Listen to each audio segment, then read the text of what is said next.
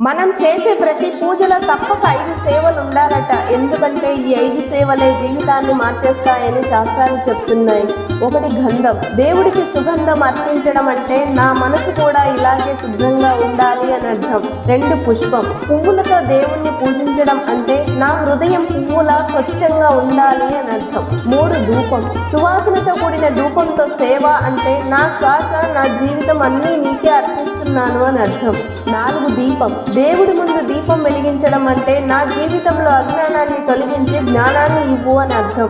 5 నైవేద్యం, దేవునికి మార్గం చూపే అత్యంత పవిత్ర సమర్పణ.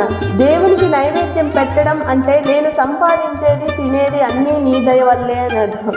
ఈ పంచోపచారాలు చేయడం వలన మనస్సు, ఇల్లు, చుట్టూ ఉన్న శక్తి పవిత్రంగా మారుతుంది. అందుకే వీటిని దైవానికి కనీస 5 సేవలు అంటారు. పంచోపచారాలు అనగా ప్రతి పూజలో తప్పక చేయవలసిన 5 దైవ సేవలు అని అర్థం. ఫ్రెండ్స్, ఈ విషయాన్ని తొలిసారిగా తెలుసుకున్నట్లయితే ఈ వీడియోకి ఒక లైక్ చేసి సబ్స్క్రైబ్ చేయండి.